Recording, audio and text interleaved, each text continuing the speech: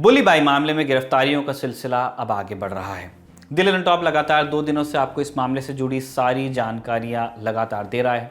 हमने आपको बताया था कि किस तरह ऐसी मुस्लिम महिलाओं को निशाने पर लिया गया जो सार्वजनिक जीवन में सक्रिय थीं और मुखर होकर मुद्दों पर अपनी राय रखती थीं।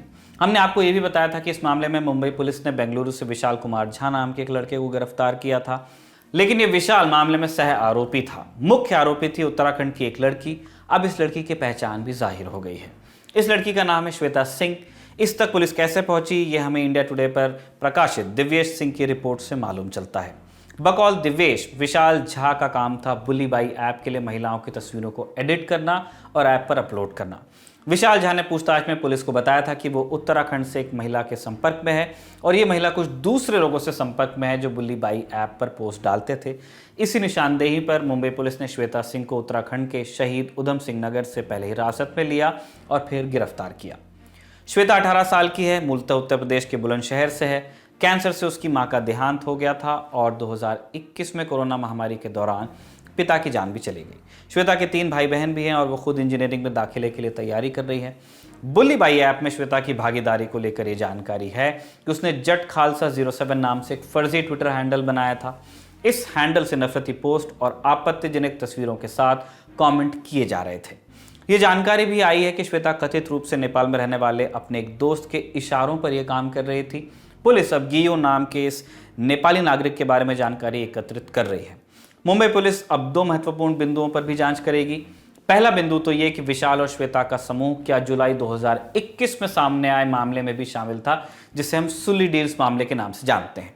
दूसरा बिंदु यह कि श्वेता ने अकेले इस ऐप को डेवलप किया था या फिर कुछ और लोग थे जो उसकी मदद कर रहे थे, प्रश्रय दे रहे थे। अब आते हैं इस मामले में हुई तीसरी गिरफ्तारी पर। तीसरा नाम है मयंक रावल का। यह भी श्वेता की ही तरह उत्तराखंड का रहने वाला है और विशाल झा की तरह इसकी उम्र भी 21 साल है। पुलिस का मानना है कि मयंक रावल श्वेता सिंह और विशाल झा से संपर्क में था और कथित रूप से मुस्लिम महिलाओं को लेकर अश्लील सामग्री पोस्ट करने वाले हैंडल्स को चला भी रहा था। श्वेता और विशाल की तरह मयंक ने भी अपने हैंडल्स का नाम सिख नामों पर रख दिया था।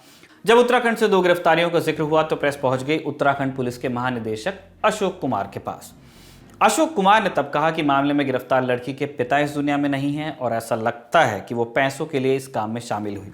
इतना था कि सोशल मीडिया पर इस बयान को रीट्वीट करते हुए पूछा जाने लगा कि उत्तराखंड में पुलिस हरिद्वार में हेट स्पीच के मामले में एक भी गिरफ्तारी करने में नाकामयाब क्यों रही है। खैर, इस विषयांतर को छोड़कर डीजीपी अशोक कुमार की बात पर गौर करना जरूरी है। वो आशंका जता रहे हैं कि श्वेता पैसों की जरूरत के चलते इस काम से जुड़ी होगी। अगर इस बात में वाकई दम है तो ये मालूम करना बहुत जरूरी हो जाता है कि इस पूरी कवायद को कौन फंड कर रहा था, ये पैसा कैसे इकट्ठा किया गया था और किस मकसद से श्वेता के समूह तक पहुंचाया गया। क्या ये लोग जानते थे कि ये कितनी बड़ी मुसीबत में फंस सकते हैं इस ऐप को चला के बना के। इस सवाल का सही वजन समझने के लिए हम आपको इंडिया टुडे पर प्रकाशित दिव्येश सिंह की रिपोर्ट तक एक बार फिर लेकर चलते हैं। दिव्येश अपनी रिपोर्ट में बताते हैं कि श्वेता से जुड़े लोग एक ही विचारधारा से जुड़े हुए थे। ये सवाल बहुत बड़ा हो जाता है कि वो कौन सी विचारधारा है जो 18 से 21 साल के नौजवानों को नफरत के इस विभत्स भंवर में धकेल रही है। इन तीनों पर लगे आरोपों का फैसला अब न्यायालय को करना है, लेकिन उनका फैसला कौन करेगा जिन्होंने इन लोगों को इस भद्दे काम में लगाया, इनके करियर को हमेशा हमेशा के लिए बर्बाद कर दिया। अब आपको इसी कड़ी में एक और परेशान करने वाली बात बताते हैं। सुली डील्स में पुलिस की कार्रवाई का असर कितना हुआ ये हम जानते हैं। जबकि इस ऐप का प्रचार करने वाले लोग खुलेआम घूम रहे हैं, बहुत सारे लोग जो शो देख रहे हैं उनको नाम पता भी है। फिर बुलीबाई प्रकरण सामने आया। अब टेलीग्राम, फेसबुक और इंस्टाग्राम पर ऐसे चैनल्स और पेजेस की जानकारी सामने आ रही है जिनमें हिंदू महिलाओं को लेकर बेहद आपत्तिजनक बातें लिखी गई हैं। इनमें से एक को ब्लॉक करने की जानकारी स्वयं केंद्रीय सूचना प्रौद्योगिकी मंत्री अश्विनी वैष्णव ने आज अपने ट्विटर हैंडल के माध्यम से दी। महिलाओं को लेकर अश्लील बातें करने का, उन्हें आपस में सर्कुलेट करने का चलन हमारे यहाँ बहुत पुराना है, नई बात नहीं है।